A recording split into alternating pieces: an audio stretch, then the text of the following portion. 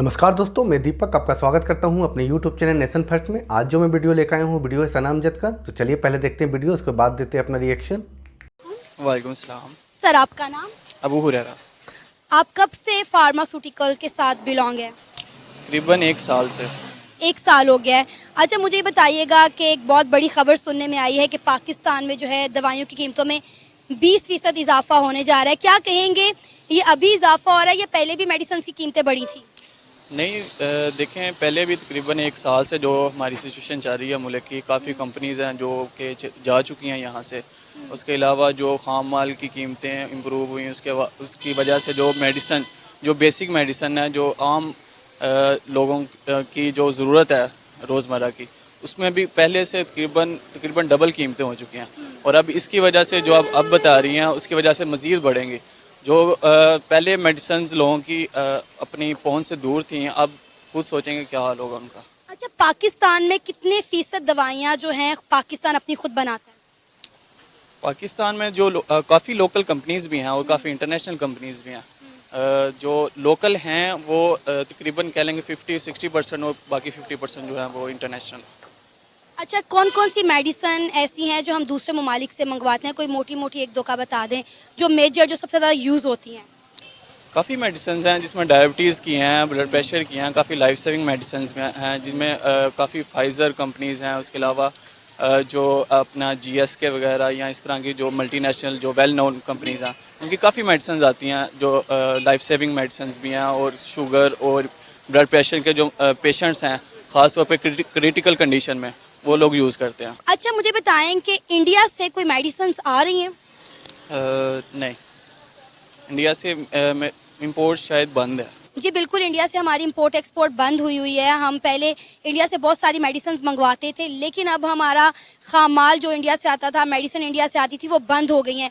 अच्छा, इंडिया से मेडिसिन बंद होने की वजह से कीमतों में कितना इजाफा हुआ है? काफ़ी हद तक इजाफा हुआ है। सिर्फ इंडिया से मेडिसिन बंद नहीं हुई, जो मल्टीनेशनल कंपनीज़ हैं जिनकी मार्केट में काफ़ी जो प्रिस्क्राइब भी होती हैं मेडिसिन, वो काफ़ी पाकिस्तान से जा चुकी हैं। जिसके बाद एक गैप जनरेट हो गया और लोगों को मेडिसिन मिलती नहीं है। काफ़ी मेडिसिन जो है शॉर्ट है, जो कि लोग रेगुलर रोज़ यूज़ करते हैं। उसकी वजह से काफ़ी मुश्किल में हैं लोग जो हमारे पास भी आते हैं, हमसे भी रब्ता करते हैं। और उनको देख के, क्योंकि हमारा ज़्यादा उनके साथ इंटरेक्शन है लोगों के साथ, तो मैं इसलिए आपको बेहतर बता सकता हूँ कि लोग जो है इस टाइम काफ़ी टेंशन में है, क्योंकि उन्हें मेडिसिन नहीं मिल रही जो रोज़मर्रा उन्होंने खानी होती है। और आपका नाम? राना नहीं सहमत। सर, आप कब से फार्मास्यूटिकल का काम कर रहे हैं? 25 साल हो गए, 25-26 साल। 25-26 साल हो गए हैं। अच्छा सर, मैं आपसे ये जानना चाहती हूँ कि पाकिस्तान में कितनी % जो है दवाइयाँ हम लोग खुद मैन्युफैक्चर करते हैं? तकरीबन 60% से भी कम परचेज, यानी हम खुद बनाते हैं। बाकी सारा आराम डीलर तो बाहर से आता है। बाहर से कहाँ से? बाहर के मुल्कों से परचेज करते हैं ना हम। ज़्यादातर कहाँ से आता है? यूरोप कंट्री से या अरब कंट्री से। सही। अच्छा सर, खबर एक बहुत बड़ी निकल कर सामने आई है कि पाकिस्तान में 20% जो है दवाइयाँ महंगी होने जा रही है। क्या कहेंगे आप? ये तो डेली 20% महंगी हो जाती है। आप एक रोजाना की बात करते हैं, जब या कुछ चीज़ सेल करते हैं नई परचेज आ जाती है। कुछ चीज़ आज सेल की 100 रुपये की, कल 120 की खुद ही आ रही है। ये तो डेली वेजेस का काम हो रहा है। अच्छा सर, पहले ही पाकिस्तान जो है अपनी तारीख के बदतरीन मौशी बहरान से गुजर है। लोगों को खाने पीने की चीज़ें खरीदने में दिक्कत हो रही है। अब दवाइयों की भी कीमतें इतनी बढ़ जाएंगी तो मरीज़ क्या करेंगे? मरीज के पास पैसे होगा तो खरीदेंगे ना। कुछ है ही नहीं, हर रोज़ महंगाई की शरह ऊपर से ऊपर तक जा रही है। चाहे जो परचेजर है, चाहे सेल करने वाला, दोनों परेशान है। सही। अच्छा सर, इंडिया जो है, अगर हम बात करें तो इंडिया फार्मास्यूटिकल और हेल्थ सेक्टर में बहुत ज़्यादा ग्रो कर गया है। यहाँ तक कि इंडिया को वर्ल्ड फार्मेसी कहा जाता है। इंडिया 194 कंट्रीज़ को जो है मेडिसिन दे रहा है, जिसमें चाइना और पाकिस्तान भी इंक्लूडेड है। तो क्या कहेंगे आप इस हवाले से? वो मेहनत कर रहे हैं, हमारे यहाँ एक दूसरे की टांगे खींची जा रहे हैं। कोई तरक्की नहीं करने किसी को देता। एक बंदा दुकानदार, उसको 20 बजाने पूछने वाले हैं। किस किस को जवाब दें हम? किस किस को जवाब? हर एक को जवाब दे, ये मामला। अच्छा, पहले जब इंडिया के साथ हमारी इंपोर्ट एक्सपोर्ट थी तो इंडिया से कितनी दवाइयाँ आती थी? मुझे इसके बारे में इल्म नहीं है।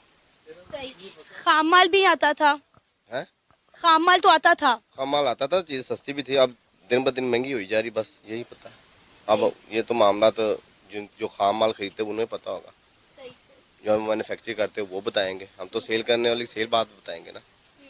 अच्छा सर, आपको नहीं लगता कि हमें इंडिया के साथ इंपोर्ट एक्सपोर्ट खोलनी चाहिए ताकि कम से कम लोगों को रोटी और ये दवाइयाँ तो सस्ती मिले? नहीं नहीं, इंडिया के साथ क्यों खोलनी चाहिए? इंडिया के साथ हमें खोलनी नहीं चाहिए।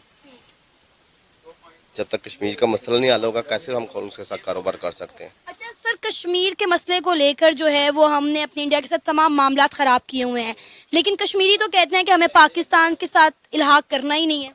ये तो बात वो उनके जो आदमी वो कहते हैं, और जो असल मुसलमान वो तो नहीं ना कहते। ये देखो ना, आप उधर से जो मुसलमान को साथ जो सलूक हो रहा है वो आप भी देख रहे हो, हम भी देख रहे हैं। सर, हमने ना पिछले दिनों काफ़ी कश्मीरियों के इंटरव्यूज़ किए हैं।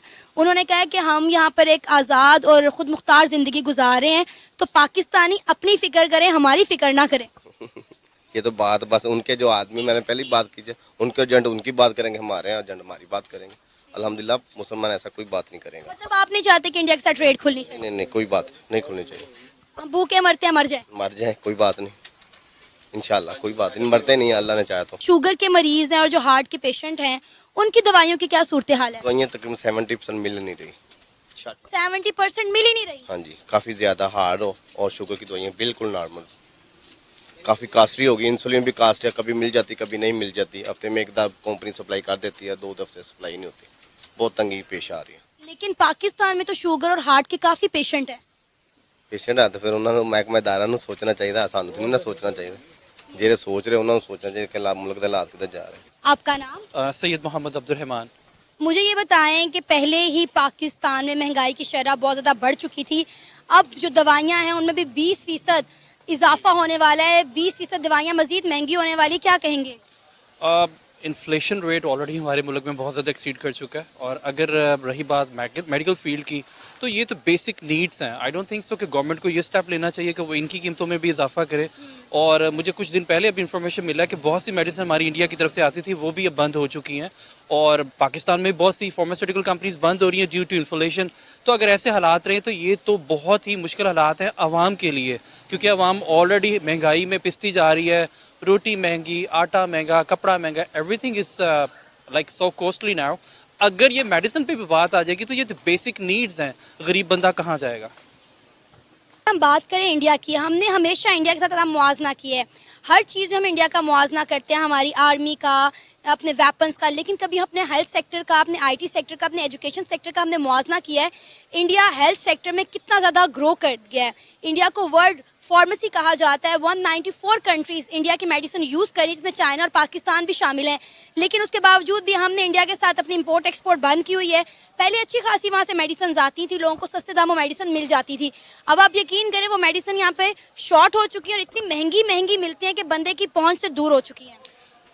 ट्रेड का जो मामला है ना, वो हमारा दीन इस्लाम भी इस बात की इजाज़त देता है कि चाहे दूसरी तरफ से जिससे आप ट्रेड करें वो किसी भी मज़हब से ताल्लुक़ रखता हो, हम ट्रेड कर सकते हैं। इसकी सबसे परफेक्ट एग्जांपल हमारे नबी सल्लल्लाहु अलैहि वसल्लम है। उन्होंने तजारत की, उन्होंने काफ़िरों के साथ भी तजारत की हुई है। बट द थिंग इज़, जब कभी पाकिस्तान ग्रो करने लगता है, मैं यहाँ पर थोड़ा सा, मुझे पता है कि it's looks like a quite sensitive thing, हमारे मजहबी कार्ड वाली जो पार्टीज़ है ना वो ग्रो कर जाती हैं कि आप फलां के साथ ट्रेड नहीं कर सकते, आप फलां के साथ ट्रेड नहीं कर सकते। लेकिन ट्रेड का हुक्म है, हम कर सकते हैं। अगर हमें किसी मुल्क से आसानी मिल सकती है, हमारी गरीब आवाम को कहीं कोई रिलीफ मिल सकता है, कोई गवर्नमेंट, कोई मुल्क हमें कोई ऐसा पैकेज दे सकती है, we should avail this, except only from one country which is Israel. उसके अलावा तो हम किसी से भी ट्रेड कर सकते, चाहे वो इंडिया हो। होता क्या है यहाँ पर जज्बाती में होते, इंडिया नहीं जी नहीं, वो ये वो यार वो तरक्की कर चुका है, मान लो। अभी भी हमने एक फार्मास्यूटिकल के बंदे से बात की, उसने कहा हम मर जाएंगे, लेकिन जब तक कश्मीर का मसला हल नहीं होगा हम इंडिया से ना मेडिसिन मंगवाएंगे ना ही ट्रेड करेंगे। हाँ, वो ये कहना चाह रहा होगा कि हम मर जाएंगे, उनसे ट्रेड नहीं करेंगे, क्योंकि हम अगर उनसे ट्रेड करना शुरू हो जाएंगे तो हमारी महंगी दवाइयाँ कौन खरीदेगा? हम मर जाएंगे, अवाम मरती तो मरे, हमारे कारोबार ना मरे, हमारे बैंक बैलेंस बढ़ते रहे। वो ये कहना चाह रहा होगा। अब आप देखें कि मुझे समझ नहीं आती कि जब हर कंट्री इंडिया के साथ ट्रेड कर रही है तो पाकिस्तान को इंडिया के साथ ट्रेड करने में क्या मसला है? अच्छी खासी ट्रेड चल रही थी, इमरान खान साहब ने मसला कश्मीर उजागर किया और चलती चलाती ट्रेड बंद कर दी। अब आप देखें कि सब्जियों के रेट आप देख लें, उसके अलावा दवाइयों के आप रेट देख लें। मैं फिर वही कहूँगा, ट्रेड इंडिया के साथ ज़रूर होनी चाहिए, और इक्वेशन लेवल पे होनी चाहिए, जहाँ पर अगर पाकिस्तान को किसी चीज़ में कोई सपोर्ट मिलती है, हम किसी चीज़ में ग्रो कर सकते हैं, चाहे वो इंडिया या कोई मुल्क है, हम उसके साथ ट्रेड ज़रूर करनी चाहिए, चाहे वो सब्ज़ी है, फल है, फार्मास्यूटिकल है। इंडिया आईटी इंडस्ट्री में इंडिया बहुत ज़्यादा ग्रो कर चुका है और वो मेडिकल फार्मास्यूटिकल में बहुत ज़्यादा ग्रो कर चुका है। अगर उससे ट्रेड करके हमारी आवाम को फ़ायदा हो सकता है तो we should take this step.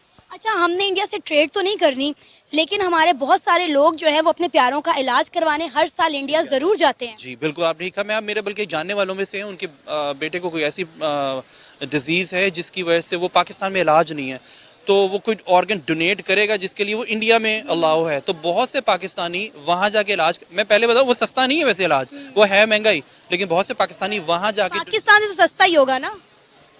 Pakistan में वो लीगल नहीं है, अच्छा, इस वजह से वो इंडिया में लीगल है। इलीगल वहाँ पर भी नहीं है, लेकिन वहाँ पर डोनर्स मिल जाते हैं। पाकिस्तान में डोनर नहीं मिलते ऑर्गन देने वाले। उम्मीद करता हूँ दोस्तों वीडियो आपने पूरा देखा होगा। भारत को आज वर्ल्ड फार्मेसी के रूप में जाना जाता है और पूरी दुनिया के देश भारत से दवाइयाँ खरीदती हैं। ऐसा इसलिए है क्योंकि भारत में बनी दवाइयाँ अच्छे क्वालिटी और कम कीमत में मिल जाती हैं। इसलिए आज पूरी दुनिया के लगभग सभी देश भारत से दवाइयाँ खरीदते हैं। भारत हेल्थ टूरिज़्म के लिए भी जाना जाता है क्योंकि यहाँ सस्ते दामों में अच्छे क्वालिटी की इलाज हो जाती है। इसलिए आज भारत को भी हेल्थ टूरिज़्म के नज़र से भी देखा जाता है। अब बात करते हैं पाकिस्तान के लोगों की। तो वो दाढ़ी वाले जो भाई थे उनकी बातों से मैं पूरी तरह से सहमत हूँ। बिल्कुल भी ट्रेड नहीं होना चाहिए और चाहे पाकिस्तानी मर जाएं, उन्हें दवाई मिले ना मिले, उन्हें आटा मिले ना मिले, प्याज मिले ना मिले, लेकिन ट्रेड नहीं होना चाहिए। उनकी बात से मैं बिल्कुल 100% एग्री करता हूँ क्योंकि 75 सालों में पाकिस्तान ने भारत को सिर्फ धोखा ही दिया है, पीठ पीछे खंजर ही भोंका है। वो सामने कुछ बोलता है, पीठ पीछे कुछ बोलता है। तो ऐसे देश पे भरोसा करना बहुत ही मुश्किल वाली बात है। जब वो मुश्किल दौर में रहता है तो मदद की भीख मांगता है, लेकिन थोड़ी सी स्थिति अच्छी हो जाने पर पाकिस्तान अपना रवैया फिर अख्तियार कर लेता है। तो ऐसे देशों से दूरी बना के ही रखना अच्छी बात है हमारे देश के लिए, मेरा ऐसा मानना है। बाकी भारत सरकार जो सोचे। और मैं एक बात और कहना चाहता हूँ, अभी बिलावल भुट्टो भारत के एससीओ मीटिंग में आए हुए हैं। ये उनके पार्टी हमेशा ही भारत के खिलाफ़ रही है। जुल्फ़िकार अली भुट्टो जो कि अपने जब 93,000 सैनिक भारत में पकड़े थे, सरेंडर किए थे और उन्हें पकड़ के रखा था, तो उन्होंने भारत से गुहार लगाई थी और शिमला समझौता किया था उस समय। तो उसके बाद 93,000 सैनिक भारत ने छोड़ दिए थे। फिर उन्होंने पाकिस्तान जाके फिर अपना बयान बदल दिया। हालांकि उनके बयान से कोई फ़र्क नहीं पड़ता क्योंकि वो समझौता एग्रीमेंट भारत में कर चुके थे, पूरी दुनिया जानती है। तो पाकिस्तान को लोगों को बेवकूफ़ बनाने में तो वहाँ की राजनीतिक पार्टियाँ 1947 से ही बेवकूफ़ बना रही है और बन भी रहे हैं लोग। वहाँ की सरकार हो या वहाँ की सेना हो, वो वहाँ के अवाम के बारे में सोचती नहीं है, पाकिस्तानी जनता के बारे में बिल्कुल भी नहीं सोचती हैं। उन्हें दवाई मिले ना मिले, उन्हें खाना मिले ना मिले, आटा मिले ना मिले। 29 लोगों की मौत हो चुकी है सिर्फ रमज़ान के टाइम में आटा की लाइन में लग के लोगों की। तो आप सोच सकते हैं कि वहाँ सरकार क्या सोचती है अपनी आवाम के बारे में, वो सोचती भी है या नहीं भी सोचती है, आप सोच सकते हैं। और इसमें सिर्फ वहाँ की सेना और सरकार का दोष नहीं है, वहाँ की जनता का भी पूरा दोष है अपने देश को बर्बाद करने में। और आज जो वहाँ की स्थिति है उसको बनाने में वहाँ की जनता, वहाँ की सेना, वहाँ की राजनीतिक पार्टियाँ जिम्मेदार हैं। तो आज पाकिस्तान जो बुरे स्थिति में गुजर रहा है, तो ऐसा उम्मीद नहीं है कि आगे भी उनका स्थिति अच्छा हो। तो दोस्तों, कैसा लगा आज का वीडियो? अगर अच्छा लगा तो प्लीज़ मेरे इस चैनल को सब्सक्राइब कीजिएगा। तब तक के लिए धन्यवाद।